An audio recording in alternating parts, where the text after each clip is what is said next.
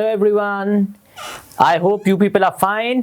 चलिए, so very cordial welcome to the second part of the making of a scientist. So अब जब हमने ये देख लिया था कि उन्होंने काफ़ी सारी स्पीशीज कलेक्ट कर ली थी, नाउ उनको ये लगा कि end of my butterfly collection. उस वक्त उस बच्चे को ये लगा था, रिची को ये लगा था, जो बाद में एब्राइट बने. देन उनकी मम्मा ने क्या किया, एक बुक उनको दी, द ट्रेवल्स ऑफ मोनार्क 10, जिसका जिक्र हमने थोड़ी देर पहले किया भी था बुक का, right. That book which told how monarch butterflies migrate to Central America. एक स्पीशीज है ऑफ ये वाली बटरफ्लाइज टू सेंट्रल अमेरिका, वो कैसे जाती हैं. Open the world of science, उनके लिए साइंस की दुनिया एक तरह से खोल दी. और उस बच्चे को, जिसको ये लगने लगा था कि बस उनको बटरफ्लाइज कलेक्ट करने का शौक था ना, तो ये लगने लगा था कि अब हो गया, बटरफ्लाइज बहुत कलेक्ट कर लिए, राइट. और शायद ये एंड है क्योंकि सारी स्पीशीज हो गई हैं. लेकिन उसके बाद उनको ये लगा कि अभी और भी बहुत कुछ करना बाकी है. ये देखिए, ये वो बुक है जो उसके मम्मा ने उनको गिफ्ट की थी. बुक के एंड में readers were invited to help study butterfly migration, की कैसे होती हैं. उनको कहा गया था टू टैग बटरफ्लाइज, रिसर्च के लिए, बटरफ्लाइज को टैग करने के लिए, राइट. ये देखिए, by University of Toronto. Ebright के मदर ने लिखा, राइट, टू डॉक्टर उक्वट, और soon एब्राइट was attaching light adhesive tags. Adhesive क्या होता है, देखिए, जो जोड़ देता है कोई चीज, जैसे गम या कुछ, राइट. सॉरी. सो वो light adhesive tags to the wings, उनके वो पंखों को, वो मोनार्क बटरफ्लाइज के पंखों को वो लगाते दिखे. Anyone who found a tagged butterfly was asked to send the tag to this person, right. So जिसको भी वो टैग्ड बटरफ्लाई दिखता था, he was asked to send the tag to Dr. Saab, right? Dr. Urquhart, right?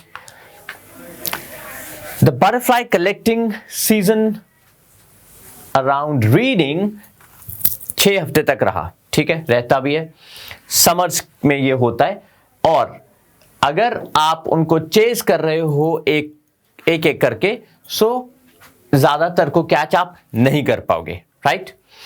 सो अब ये क्या करेंगे, अगला स्टेप क्या था, to raise a flock of butterflies. Flock मतलब काफी सारी, right. So he would catch a female monarch. क्या करते थे वो, उनको मालूम था एक एक करके तो पकड़ नहीं सकते, राइट. वो एक फीमेल मोनार्क को पकड़ते थे, टेक हर एग्स, उसके एग्स लेके, and raise them in his basement through their life cycle, right. और उनको रेज करते थे कि अब मालूम है उनके पास एग्स हैं, सो और बटरफ्लाइज आ जाएंगी, from egg to caterpillar to pupa to adult butterfly, right. Varieties आ रही हैं उनके पास. उसके बाद वो टैग करते थे एक स्मॉल पीस ऑफ पार्ट जो कि attach to a main body. एक स्मॉल पीस क्या होता था, स्मॉल पीस या पार्ट जो मेन बॉडी के साथ आपने अटैच कर दिया एडहेसिव से या कैसे भी, right. So then he would tag the wings of those butterfly, उनके पंखों को जोड़ देते थे, एंड लेट देम गो.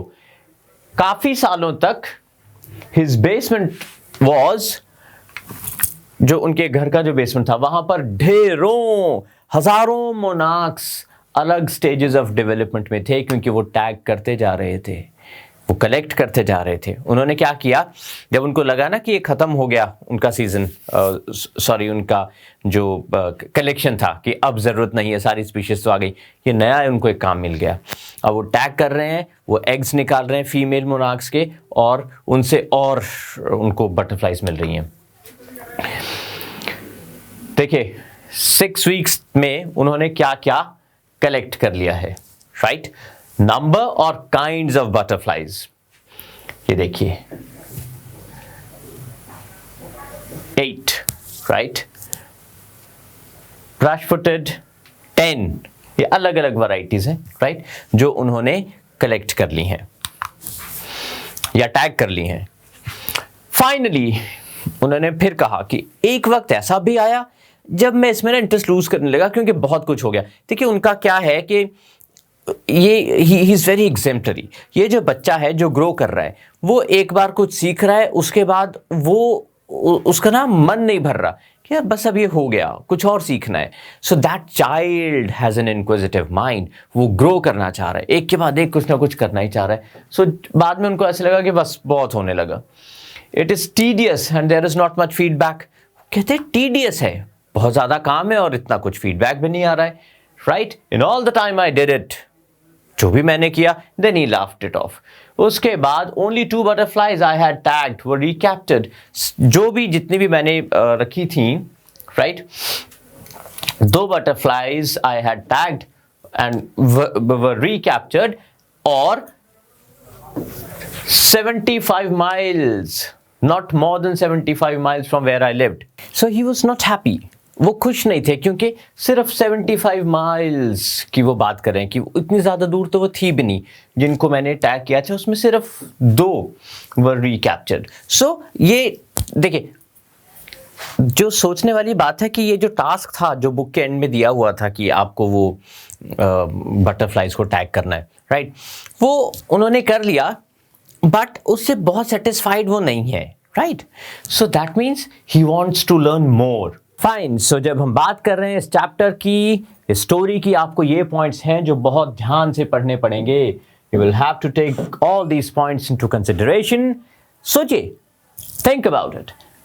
क्या लेसन सीखा था उन्होंने? When he does not win anything at a science fair, right. ये क्वेश्चन है जिसका आंसर आपको स्टोरी में से ढूंढना है। कौन से एक्सपेरिमेंट्स और projects does he then undertake? उसके बाद एक वर्ड आएगा, real experiment, right. What are the qualities that go into the making of a scientist? कौन सी qualities हैं जो in accordance with the lesson, the chapter, जो आपको ऐसा लगता है कि एक साइंटिस्ट को बनाती हैं? ये सारे क्वेश्चंस आपने इस स्टोरी से ढूंढने हैं। Fine, let's continue. हाउएवर, उनकी जो एक्चुअल जो ग्रोथ है, जो उनके जिसने उनको बहुत आगे पहुंचाया, वो टर्निंग पॉइंट अब आने वाला है। एक टर्निंग पॉइंट था वो book, the second turning point is this. वो एक कंट्री साइंस फेयर में गए थे, एक मेला था जहाँ पे बहुत लोगों ने अपने प्रोजेक्ट्स को डिस्प्ले करना था और प्रोजेक्ट्स को प्राइजेस भी मिलने थे। यहाँ पे क्या हुआ, वो हार गए, ही लॉस्ट। बहुत ख़राब फीलिंग थी। अब वो बता रहे हैं कि it was a very sad feeling कि मैं वहाँ बैठा था और मुझे कुछ नहीं मिला, बाकी लोग काफ़ी कुछ जीत कर गए थे। अब हुआ क्या, उनकी जो एंट्री थी वो स्लाइड्स ऑफ फ्रॉग टिश्यूज पर थी, फ्रॉग्स के जो टिश्यूज हैं, which he showed under a microscope, जो उन्होंने एक माइक्रोस्कोप पर भी दिखाए। और बाद में उनको रियलाइज हुआ कि जो जीते हैं लोग, वो एक्सपेरिमेंट्स, रियल एक्सपेरिमेंट्स शो करके जीते थे, राइट, ठीक है। और एक बड़ा नीट सा, I mean, had tried to do real experiments. सिर्फ ये नहीं कि एक नीट सा डिस्प्ले हो, एक्सपेरिमेंट्स हो। कंपेटिटिव स्पिरिट तो उनमें थी ही, राइट, और वो अब नजर आने लगी थी क्योंकि वो हार गए थे। और हार को उन्होंने कैसे एक्सेप्ट किया था? हार को उन्होंने एज अ चैलेंज लिया था कि मैं क्यों हारा हूं, अब नहीं हारूंगा, आई शैल इंप्रूव, आई शैल चेंज, राइट। कैसी स्पिरिट की वो बात कर रहे हैं? ये जब हम में ये फीलिंग होती है ना कि हम जीत के दिखाएंगे, राइट, उसको कंपटीशन कहते हैं, मुकाबला, राइट। स्पिरिट एक फीलिंग, कहते हैं ना, स्पोर्ट्समैन स्पिरिट अलग चीज होती है, स्पोर्ट्समैन की फीलिंग्स। तो वो स्पोर्ट्समैन वाली फीलिंग मतलब आप हार को भी अच्छे से एक्सेप्ट करें, और स्पिरिट का एक मतलब जोश भी निकलता है। तो इनमें तो कंपेटिटिव स्पिरिट थी। ओके, सो इनको मालूम था, वो कहते हैं मुझे मालूम था कि अगले साल के फेयर तक मेरे को एक्सपेरिमेंट करना होगा, रियल एक्सपेरिमेंट कोई।